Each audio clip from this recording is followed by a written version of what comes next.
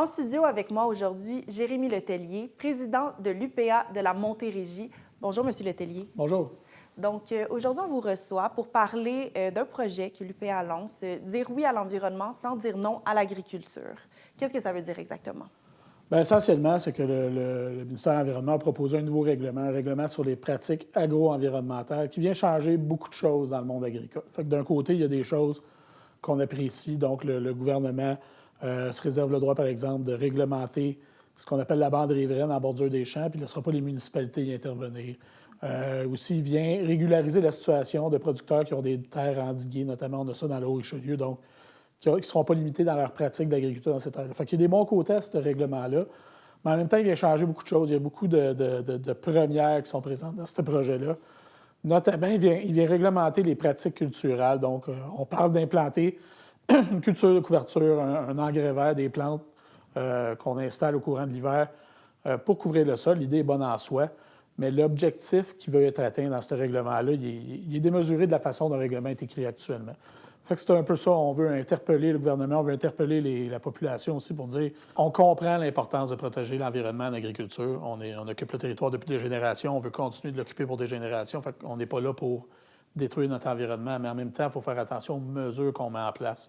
Il faut qu'elles soient réalistes, il faut qu'elles soient compétitives, si on veut, avec ce qui se passe ailleurs au Canada, aux États-Unis. Il ne faut pas nous imposer des coûts qui sont faramineux pour atteindre des objectifs qu'on ne demande pas aux autres producteurs agricoles. Puis aussi, il faut tenir compte de notre réalité agricole. Donc, quand on parle, par exemple, d'implanter des cultures de couverture dans nos champs sur la moitié de nos terres, bien, est-ce qu'on a le temps de faire ça? Est-ce qu'on a les effectifs pour faire ça dans la courte période de temps qu'on peut le faire à l'automne? Donc, si l'objectif n'est même pas réaliste, comment on peut y arriver?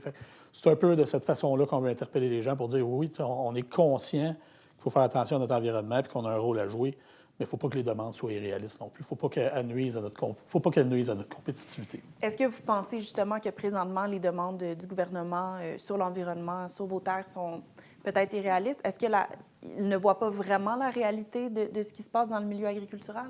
Je dirais qu'actuellement, de la façon que le règlement a été écrit, le projet de règlement, de la façon qui est écrit là, il n'est pas acceptable. On sait qu'il y a des discussions qui se font, puis on a parlé à des fonctionnaires, puis je pense qu'il y a une évolution de leur part tout de suite, mais tant qu'on ne verra pas le résultat final, puis qu'il ne sera pas adopté comme nous, on pense qu'il pourrait être adopté, bien, ça va être difficile d'accepter les mesures qui sont présentes dans le règlement actuellement.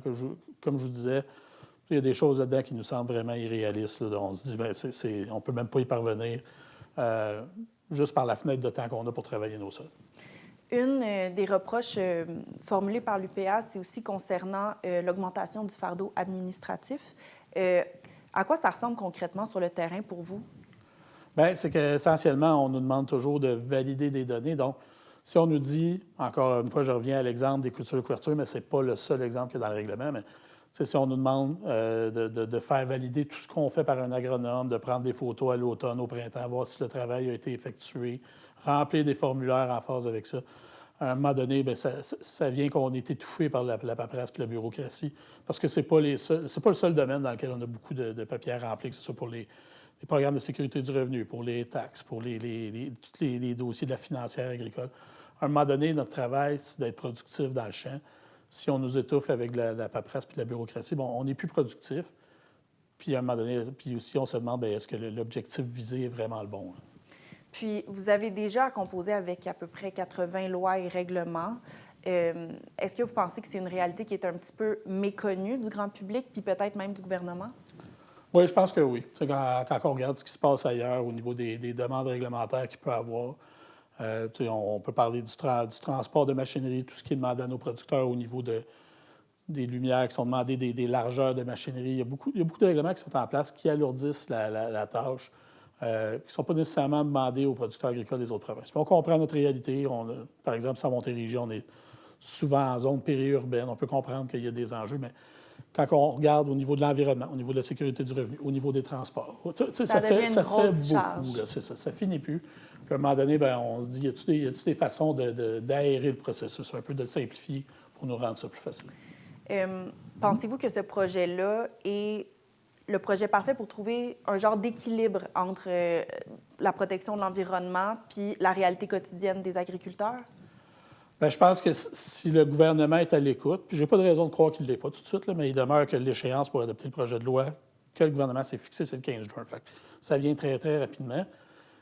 S'il est à l'écoute puis il met en place les modifications qu'on propose, on pense qu'on va pouvoir travailler avec ça, mais il demeure qu'il y a quand même un précédent important qui est créé, celui que le gouvernement vient intervenir dans nos pratiques culturelles. Pour toutes les autres mesures qu'il demandait avant, il n'y avait pas celle-là. Donc, c'est un précédent qui est créé, puis on donne la chance aux coureurs. On pense qu'on a eu des discussions de bonne foi avec les fonctionnaires puis tout, mais ces gens-là ne sont pas éternels, puis on ne sait jamais qui c'est qui va les remplacer. Fait que, je dirais qu'il y a un certain acte de foi du monde agricole dans l'élaboration de ce règlement-là.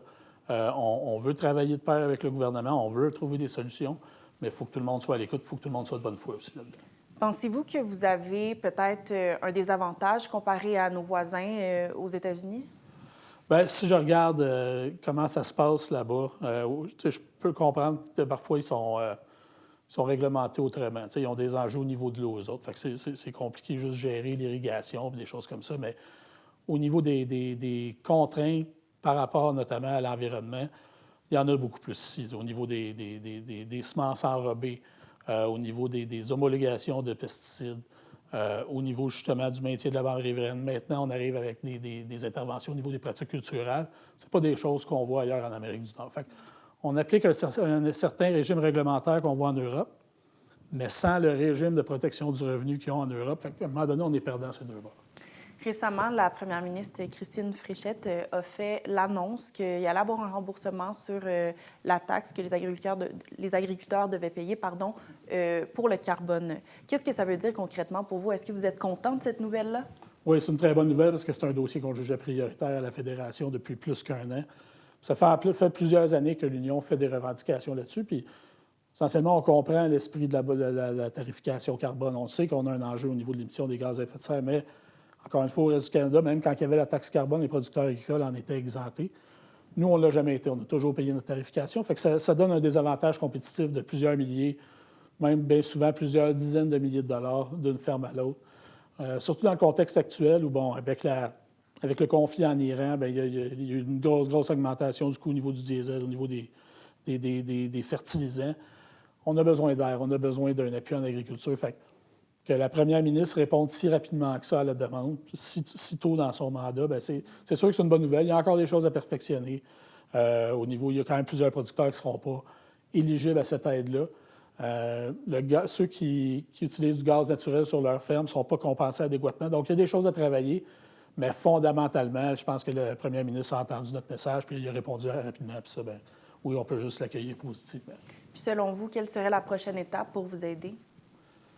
Bien, il y a de perfectionner ce programme-là, comme je disais, au niveau du remboursement de la tarification carbone, donc le rendre accessible à tout le monde, puis faire en sorte que les compensations soient à leur pleine mesure.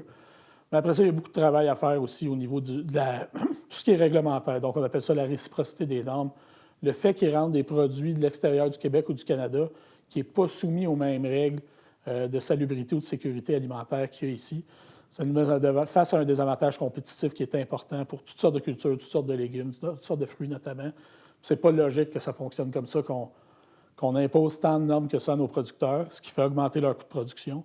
Puis en contrepartie, on fait rentrer des légumes et des fruits qui viennent d'un peu partout, qui sont pas soumis à des règles comme nous on a, puis qui ont le droit d'utiliser des produits qu'on n'a même pas le droit d'utiliser ici parce qu'on dit qu'ils ne sont pas sains pour les consommateurs. C'est pas cohérent qu'on soit comme ça encore. Puis en terminant, M. Letellier, quel message aimeriez-vous envoyer aux consommateurs, aux citoyens de la Montérégie par rapport à votre réalité chaque jour comme producteur agricole?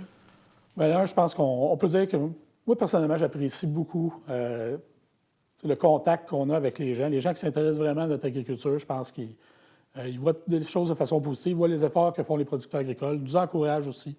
Ils achètent nos produits, fait que c'est vraiment continuer dans cette voie-là.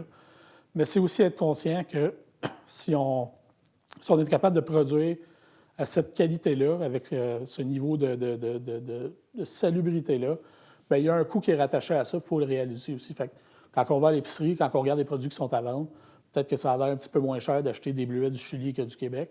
Mais à un moment donné, il faut comprendre le travail qu'il y a derrière ça. Il faut comprendre la plus-value aussi qu'il y a derrière notre produit local. Fait que j'encourage les gens à continuer dans cette voie-là. Donc, M. Jérémy Letellier, président de l'UPA Montérégie, merci beaucoup d'être venu nous voir aujourd'hui. Merci beaucoup, ça fait plaisir.